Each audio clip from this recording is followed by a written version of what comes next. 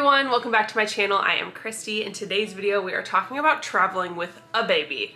Honestly, not even just traveling, but just getting out of the house with a baby, because even that alone can sometimes feel daunting. We're definitely not experts. I'm not saying that my tips are expert level tips, but we have traveled a handful of times with our baby since he was born.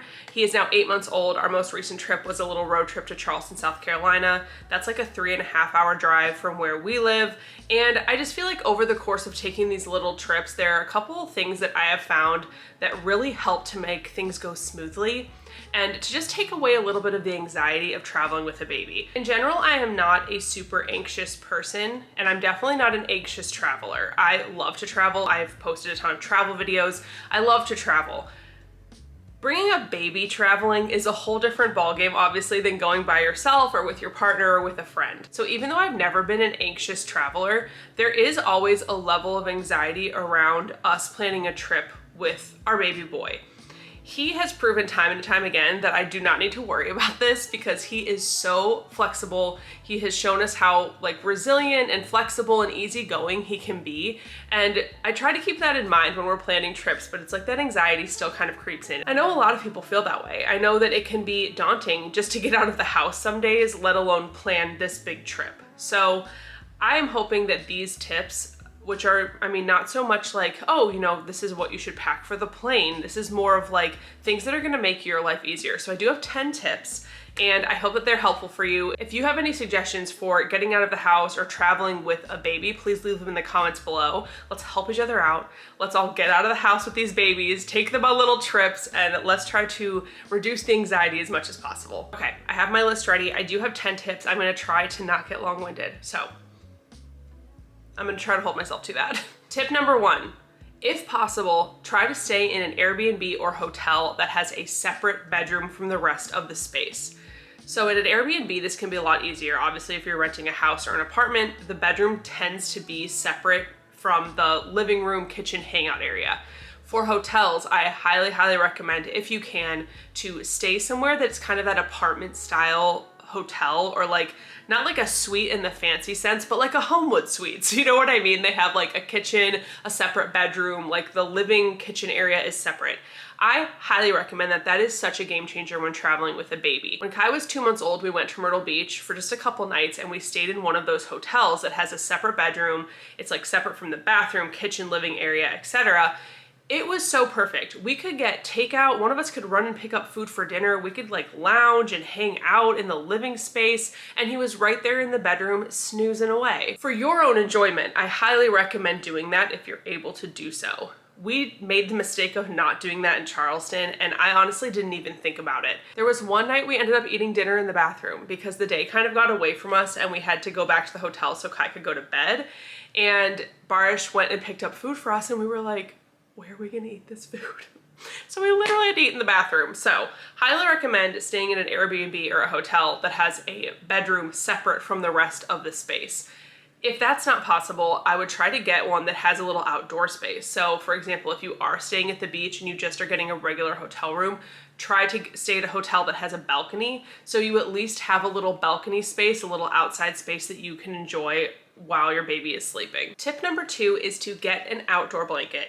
This is something that is so simple but has been a game changer for us. So I just went on Amazon and I got a very inexpensive outdoor blanket. I will insert a photo here of the one I got. I will also link that and anything else I talk about in the description below. So you definitely want to get an outdoor blanket that is easy to wipe clean and something that is going to be water resistant so that you can use it on wet grass. We took an outdoor blanket with us on our drive to Charleston, and it was amazing, such a game changer. We left at Kai's nap time in the morning to head to Charleston.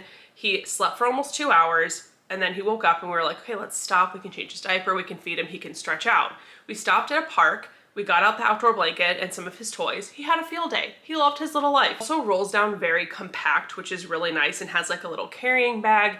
I was very tempted to get a Baggu one because I loved the Baggu outdoor blankets, but those are $70, and I was like, we're gonna get a cheaper one from Amazon, which is what I did. Since that blanket is so easy to wipe clean, I actually have used it for his diaper changes. So if we're on the go and I just need to do a quick diaper change in the trunk of our car, I'll fold up that blanket so it's almost like a little comfy changing pad for him, and boom, good to go. Not only is an outdoor blanket great to give a baby a break when you're on a road trip, but it's also great for city travel. You can keep it with you on your stroller and find a park and have baby play for a little bit and they get a little break from the stroller. Tip number 3 is to bring a mini first aid kit for baby. I try to pack as minimally as possible. I do not like bringing a lot of stuff when I travel, but I do always bring a little pouch that has all of the little like first aid items that we potentially could need for the baby. What I usually bring in this little first aid pouch is the baby Tylenol, the snot sucker, lotion, diaper cream, sunscreen, and I'll even bring his electric nail grinder. I am very on it with doing his nails because his nails grow so fast. But if we are on a trip, you know, sometimes they get a little jagged, sometimes the edges get sharp, so I like to have that with me so he's not cutting himself. Tip number 4 is potentially my biggest tip of them all. I think this is the thing that has saved me time and time again. Start your packing list at least a week early. Before your first trip with baby or before your next trip with baby, if you've already traveled. Create your packing list that you can refer to time and time again. So I have a Google Keep packing list for Kai. And the first time I made this packing list, I started like a week before our trip. And as I went about my day with him, I would add things to the list that I knew I'd want to bring with us. That was so helpful when it came time to actually pack because I had everything right here and I did not forget a single thing. I have literally never, gosh, I should knock on wood. I have never forgotten something. I'm gonna knock the whole time I say this actually. I have never forgotten anything that Kai needs for a trip. So, just saying. I keep that packing list pinned at the top of my Google Keep and I'll update it as he gets older and maybe things that he needs changes. Like as he started teething, obviously I'm bringing teethers now and that's on the list. And I'll also update it as the seasons change. As we're going into summer, I'm making a note to make sure I bring a couple like summery hats for him since the sun is getting stronger. I'm making sure that I'm bringing like the sunshade extension for the stroller, things like that. So I highly recommend keeping a running list of things that you would want to pack for your baby, and it will make packing so much easier. Number 5, and this is probably obvious to anybody who already like has traveled with a baby or already has kids, but if you're a new parent, you might not be thinking about this. For your trip, bring a stroller that has storage.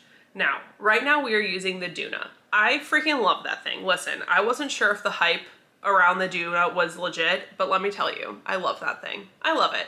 Highly recommend if you're able to get it. The huge plus of the Doona is that it is super portable, really easy to get in and out of the car. You know, it just makes things a lot easier. The only downside is that you do have to buy accessories if you want kind of the extras that come with other strollers. One of those is storage. So, a lot of strollers already come with storage. They have like the little basket at the bottom, no worries. The Doona, I had to buy a storage extension. I did buy the actual Doona brand one, but I think that they're like dupes on Amazon. I can try to link some below for you. This is what the Doona storage pack looks like. It fits so much stuff. I was actually astounded. In this right now, I have Kai's big pouch with all of his necessities, his little extra blanket, a hat, and I think some sanitizing wipes. It fits so much and it just clips right on the back of his stroller. And the reason why I say having storage on your stroller is so crucial for travel is because that keeps you as light as possible. The last thing that I want is to have to carry around a huge bag that kind of weighs me down as I'm wandering around a city that has all of baby's necessities. I'd much rather be able to have that on the stroller so that that is not weight that we have to kind of pass back and forth between the two of us, especially if you're doing a lot of walking. So I highly recommend making sure that you bring some sort of storage capacity that can attach to your stroller if your stroller doesn't already have that little storage unit. Tip number 6, and this is something that a lot of other videos have shared, is to buy what you can when you get there. I think this really applies to flying more than driving. Obviously, when you're driving, it's super easy to pack up a suitcase and have a bunch of diapers, kind of bring whatever you need. When you're flying, you typically don't have the space, and I know for myself personally, I try to be very minimal when flying. So a great tip is to buy what you can when you get there. Tip number 7 is a general tip that I live by every day, and I think this is not only good for travel, but this also helps with getting out of the house easily with baby. Tip number 7 is to know what you need for baby day to day and keep that stocked at all times. Whether you're using a diaper bag, a little backpack, you'll see in a second what I use, keep that stocked and ready to go at all times so that it doesn't feel like this huge overwhelming thing to get out of the house or to travel with your baby because you know what you need day to day. Since we are still using the Doona right now and I'm using their handy little storage cube situation, I keep all of this stuff together in this little storage thing, and then I just clip it onto his stroller. The main thing that I keep in this little storage thing from Doona is, this is his diaper pouch, I guess is what I would call it. I do have like a traditional classic diaper bag, and I do use that day to day more than I use it for travel. And for day to day, I usually like,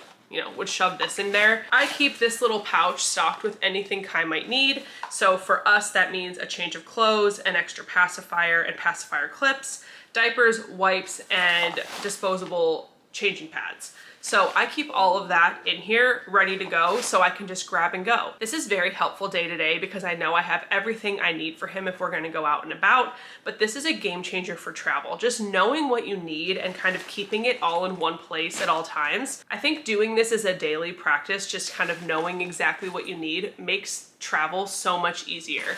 Then it doesn't feel as daunting to get out and go walk around a city because you know you have everything you need. Tip number 8. While I do like to pack minimally, I do not skimp on the comfort items for our baby. So since he's teething now, I will bring a plethora of teethers and teething toys.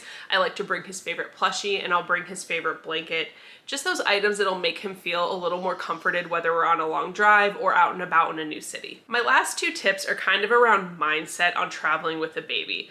Travel with a baby can be very anxiety inducing. I know a lot of us really care about our baby's schedule. I know I do. I really value Kai's schedule, and I really value the naps that he gets to take. He's just a much happier baby when he takes good naps. And I know when we're traveling, that can be really difficult. So tip number 9 is you know your baby best. If you know that your baby's gonna do better throughout the day by taking at least 1 nap at the hotel instead of on the go, absolutely do that. If you want to try it out and see if your baby can push through taking both or all of their naps on the go, try it. So I think tip number 9 is just to do what you feel comfortable with while traveling and take a personal approach to how you travel with your baby. You know what will make the trip most enjoyable for all of you, and there is no shame in any approach to how you travel with your baby. My final tip, tip number 10, is to go with the flow.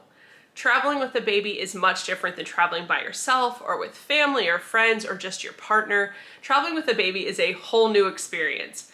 Even though there are some anxiety-inducing things about traveling with a baby, it is truly the most beautiful and rewarding experience to go see and experience new places with your baby. When we were in Charleston with Kai, it was so fun. It was so fun to walk around with him, so fun to have him see all these different things, put his little feet in the ocean, even though he screamed because it was really cold. But it was so fun. We made so many great memories as a family. By traveling with Kai, I have learned how flexible and resilient he is, and it makes me realize that the bit of anxiety I have around traveling with him is really unfounded. And I just want anybody to know who's watching this who feels that anxiety of getting out and about or getting out of the house or traveling with a baby, you are not alone in feeling that way. I still feel that way to this day. It is still a little daunting to this day, so you're definitely not alone in feeling that way. But if you can push through that and travel with your baby, I will say that it is so rewarding and so much fun. Once you're on the trip, I really recommend going with the flow and just trying to let go of the little things. Just try to be in the moment and give your baby a chance to be flexible. I think that they'll really surprise you. So those are my 10 trips for traveling with a baby. I really hope this video was helpful for you. If you haven't subscribed to my channel yet, please do so below. Thank you so much for being here, and I will see you in the next one.